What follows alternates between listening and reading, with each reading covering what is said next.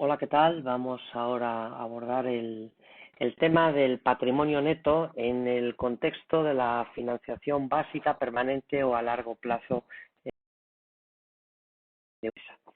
En primer lugar, vamos a recordar que toda empresa necesita una financiación para poder salir adelante.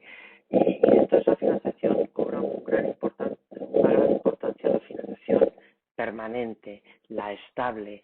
Se trata de recursos que están depositados en la empresa a largo plazo, que no se van a tener que devolver en el corto plazo y que nos van a poder permitir financiar las grandes inversiones de nuestra empresa.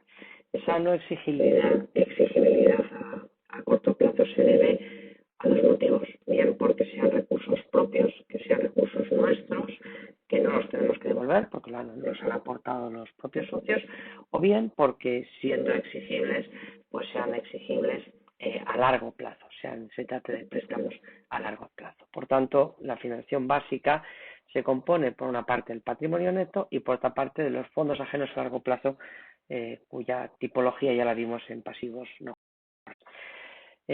Aquí surge un concepto muy importante en las empresas, que es el concepto de fondo de maniobra, que es la parte del activo circulante, del activo corriente, que se financia con la financiación básica. Se trataría, por tanto, de la diferencia que hay entre el pasivo no corriente y el activo no corriente. Si este dato es positivo, como aparece aquí en el gráfico, significa que tenemos un margen de funcionamiento que se llama fondo de maniobra, que en el caso, fijaros en el gráfico, que todas las deudas a corto plazo las tuviéramos que pagar, tendríamos recursos activos a corto plazo, activos corrientes, para poder hacer frente a ese pago. Cuando el fondo de maniobra es negativo, puede dar lugar a problemas de solvencia en una empresa. Por eso es importante que la financiación básica, la financiación permanente, sea superior al valor de los activos no corrientes, para que la empresa en principio no tenga problemas de solvencia. Bueno, que tenía que ver con la financiación permanente, hemos visto ya en otro capítulo los pasivos no corrientes, y ahora vamos a hablar del patrimonio neto. El patrimonio neto refleja la participación de los propietarios en la empresa, la parte que es suya, constituye la parte de la inversión o de los activos poseídos que no se deben a terceros. Es decir, realmente es la riqueza neta propia del accionista. Si sabemos que el activo es igual al pasivo más el patrimonio neto, por tanto el patrimonio neto, por definición contable, es la diferencia entre los bienes y las deudas. El patrimonio neto es una cifra, no son bienes concretos, es una cifra, diferencia entre bienes y deudas. Y por tanto lo que refleja es un dato contable de la riqueza que está en manos de los dueños de la propia empresa, ¿no? El Plan General de Contabilidad lo que dice es que es la parte residual de los activos de la empresa una vez deducidos todos sus pasivos, y incluye las aportaciones realizadas por los socios más otros conceptos como los que os aparecen aquí: capital, prima de emisión de acciones, que hablaremos, los resultados. En la medida en que la empresa gana dinero, se incrementa el patrimonio neto; si pierde, disminuye los resultados del ejercicio. También las acciones propias, si tenemos acciones propias nuestras, evidentemente eso resta del patrimonio neto, y luego algunos ajustes de cambio de valor y las subvenciones o donaciones de capital. Todas esas cifras son las que componen el patrimonio neto de una empresa. Contablemente vamos a hablar de tres grandes grupos. Así aparece en el balance de las empresas. Hay tres grandes masas patrimoniales dentro del patrimonio neto. La primera y fundamental, la más importante, son los fondos propios. Los fondos propios de la empresa, que están definidas por una parte por el capital, que son las aportaciones reales que han realizado los socios, y los beneficios del ejercicio y retenidos o no distribuidos por la empresa, ya sea vía resultados cuando se han obtenido, y vía reservas cuando esos resultados se han quedado y se han decidido que se queden en la empresa. Esas son las partidas fundamentales de fondos propios. Adicionalmente a fondos propios hay otras dos partidas que forman parte del patrimonio neto, que son lo que se llaman los ajustes de cambio de valor, cuando determinados activos financieros, por ejemplo, se incrementan de valor. La contrapartida es un incremento del patrimonio neto que figura en ajustes de cambio de valor. No lo vamos a ver contablemente, probablemente, pero que sepáis que existe. También existen las subvenciones de capital, cuando, por ejemplo, el gobierno nos concede una subvención para montar una nueva fábrica. Pues ese dinero no es un ingreso del año, sino que ese dinero forma parte de los fondos propios, forma parte del patrimonio neto de la empresa y poco a poco, según se vayan amortizando los bienes, lo iremos incorporando a la cuenta de resultados. Es otra partida, junto con las donaciones de capital y demás, que forman parte del patrimonio neto. Pero realmente las cifras fundamentales del patrimonio neto las encontramos en los fondos propios y reservas. Este es el esquema que aparece en el Plan General de Contabilidad. Dentro del balance, dentro del patrimonio neto y pasivo, os aparecen el patrimonio neto con clave A, las tres subclaves que hemos contado, fondos propios, ajuste de cambio de valor y subvenciones, y lo que nosotros vamos a trabajar a partir de ahora es la rúbrica A1, los fondos propios, capital y el resto de.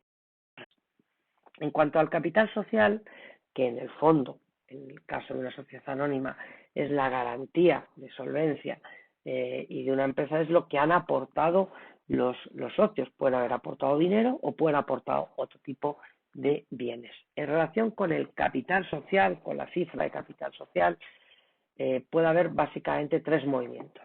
Por una parte, la constitución de una empresa. Las empresas, hay varios tipos de empresas y no lo vamos a ver en la presentación. Creo que sí que figura oculta el resto de transparencias. Hay sociedades empresarios individuales, sociedades colectivas, comanditarias, etcétera. Las normales son las sociedades de responsabilidad limitada o las sociedades anónimas. Hablaremos ahora de las sociedades anónimas. La constitución de una sociedad anónima supone una entrada de capital social. Esas sociedades anónimas se pueden constituir de forma simultánea en un solo acto, que es lo que suele ocurrir, y también de forma sucesiva en el caso sobre todo de las empresas grandes. Cuando aportamos capital, pues en la constitución nos entra normalmente dinero y la contrapartida es la cifra de capital. Un segundo concepto es el concepto de ampliación de capital. Una empresa que ya está funcionando y que necesita más dinero, pues se emiten nuevas acciones y los socios aportan dinero, entra dinero en la empresa y la contrapartida es más capital social. En ese caso, cuando hay una ampliación de capital, surge lo que se llaman los derechos de suscripción preferentes, que no vamos a tratar en este curso, pero es evidente que si la empresa está funcionando y ya tiene un prestigio y tiene un valor, los nuevos socios tendrán que aportar algo más de dinero para compensar que los antiguos han creado el valor de la empresa. Es lo que se llama el derecho de suscripción preferente. Por último, también, aparte de ampliaciones de capital social, puede haber reducciones de capital social. La reducción de capital social jurídicamente se puede hacer disminuyendo el valor de cada acción o amortizando determinadas acciones o canjeando paquetes de acciones por otras de menos acciones. La reducción de capital social en España se prevé básicamente por 5 casos. En primer lugar, devolverle el dinero a los socios, no es lo habitual. En segundo lugar, por condonar dividendos pasivos, personas que no han hecho la aportación de capital en su momento tenían la obligación de hacer la aportación de capital y no lo han hecho, pues eliminamos las acciones. Y lo más normal suele ser por compensación de pérdidas. Veremos luego un ejemplo. Hay varios casos más, pero no insistiré más. Vamos a hablar un poquito del capital social, cómo contablemente funciona. Hemos dicho que el capital social es el conjunto de aportaciones que realizan los propietarios a lo largo del tiempo en una empresa para que la empresa pueda funcionar. Siempre se hace una primera aportación inicial y luego a partir de ahí se ve si es necesario o no que haya más aportaciones.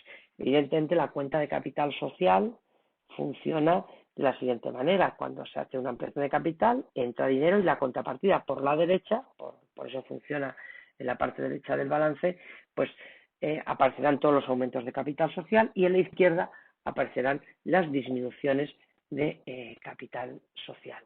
Un caso muy particular es el tema de la autocartera, cuando una empresa tiene acciones suyas propias. Eso supone una contradicción porque la empresa, por una parte, es como si le debiera el dinero a los accionistas, pero la empresa es la propia accionista de sus propias empresas, de sus propias acciones. En esos casos, que sepáis que la autocartera, cuando yo poseo acciones de mi propia empresa, está muy limitado legalmente, esas acciones, esos activos financieros están en el pasivo restando, porque evidentemente es una situación verdaderamente anormal que yo posea acciones de mi propia empresa. Bien, vamos a hablar un poquito de lo que son las acciones. Recordad que el capital social de una empresa, la cifra de capital social, normalmente está determinada por el número de acciones que hemos emitido y el valor nominal, lo que teóricamente representan en el capital las acciones de esa empresa, que es su valor nominal, ¿no? Una acción es una parte, por tanto, alícuota, se dice, del capital social de una empresa, y al que es accionista de esa empresa, pues le otorga una serie de derechos políticos. En las empresas hay democracia, pero es una democracia en la cual cada acción es un voto. Si yo poseo el 51% de las acciones de una empresa, pues evidentemente mando yo, porque voy a ganar siempre las votaciones, ¿no? Hay unos derechos, además de políticos económicos, es decir, el de percibir dividendos. Cuando una empresa gana dinero y los reparte a sus accionistas, pues cada uno recibe en proporción al número de acciones que tiene. Y luego también hay unos derechos de información. Los accionistas tienen derecho a informarse sobre la marcha de la empresa. Es verdad que hay algunas acciones que también tienen ciertas particularidades, como por ejemplo las acciones sin voto. Esas no tendrían derechos políticos, pero sí tendrían derechos. Pero los de la Constitución simultánea sí que los veríamos. Sería este ejemplo cuando una empresa, suponiendo que se desembolsa la totalidad del dinero, entraría el dinero, la contrapartida sería el capital social, y si los accionistas tienen que aportar más dinero, pues surgiría la prima de emisión de acciones. Ese sería un poco el esquema de funcionamiento de una ampliación, de una constitución de una empresa o de una ampliación de capital social. Los gastos que conllevan esta operación se llevan contra reservas voluntarias. Es decir, si tenemos que pagar al notario, el impuesto de actos jurídicos documentados, alguna serie de gastos adicionales, sale el dinero, veis en el segundo asiento, sale el dinero, y la contrapartida es un menor valor de las reservas. Las reservas son de derechas, forman parte del patrimonio neto. Si las ponemos a la izquierda, lo que estamos diciendo es que el patrimonio neto disminuye, como efectivamente es así. ¿Qué ocurre cuando hacemos una disminución de capital social? Si hacemos una disminución de capital social, pueden ocurrir básicamente dos cosas. Primero, que la disminución se realice porque le devolvemos el dinero a los socios. Esto es algo raro, pero puede ocurrir. Si les devolvemos el dinero a los socios, nos sale dinero, bancos en la derecha, y la contrapartida es un menor valor del patrimonio neto, por eso pondríamos capital social en la izquierda. Lo normal cuando hay una disminución de capital es porque ha habido pérdidas. Acordaros que las ganancias son, entre comillas, de derechas, es porque los ingresos son superiores a los gastos, mientras que las pérdidas teóricamente son de izquierdas, en el sentido de que los gastos son superiores a los ingresos. Las pérdidas van en el patrimonio neto, pero restando, es decir, haciendo más chiquitín el patrimonio neto. Cuando nosotros queremos que desaparezcan las pérdidas, que son, como ya hemos dicho, de izquierdas, y las queremos compensar contra capital social, lo que hacemos es un asiento formal. Como las pérdidas son de izquierdas, tiene saldo deudor, las ponemos en la derecha, y pondríamos resultados negativos de ejercicios anteriores en la derecha y disminuiríamos capital social. Como el capital social suele ser, tiene saldo acreedor, es de derechas, entre comillas, lo pondríamos a la izquierda, con lo cual, con ese asiento que os aparece ahí, desaparecería capital y desaparecerían también las pérdidas. Aparte del capital social, hemos dicho que todas las partidas de fondos propios son los resultados y las reservas. Las reservas son beneficios que retiene la empresa. Cuando una empresa obtiene beneficios, que os recuerdo que figurarán con saldo acreedor de derechas, la empresa tiene que decidir qué hace con esos beneficios. Y con esos beneficios tiene una obligación legal, que es la de constituir una reserva que es decir, oye, es una parte del dinero, lo dejo, una parte de esos beneficios, los dejo en la empresa, para incrementar el patrimonio neto, para que la empresa vaya mejor. Esa es una reserva legal. La empresa también puede dotar otro tipo de reservas voluntarias, porque así quiere incrementar la financiación de la empresa, y no tener que pedir deudas, no tener que endeudarse. También la empresa con los beneficios puede compensar las pérdidas de otros años, porque haya tenido pérdidas otros años, pues compensa con los beneficios de este. Y también la empresa puede repartir dividendos a sus socios, que lo que esperan es ganar dinero. Si han montado un negocio es porque quieren ganar dinero. Es verdad que el reparto del beneficio está regulado en la Ley de Sociedades de Capital, en el artículo 273, y establece una serie de requisitos para poder repartir o no repartir el beneficio, dotar una reserva legal. ¿Cuál sería el asiento contable cuando se hace un reparto del beneficio? Como los beneficios, cuando son beneficios, tienen saldo acreedor, son de derechas. Cuando yo quiero repartirlo, quiero liquidarlo, lo pongo en la izquierda, por eso pone pérdidas y ganancias en la izquierda. ¿Y cuáles son los partícipes? Pues puedo crear una reserva legal, que aparece en la derecha, incrementando el patrimonio neto. Puedo crear una reserva voluntaria en la derecha, incrementando el patrimonio neto.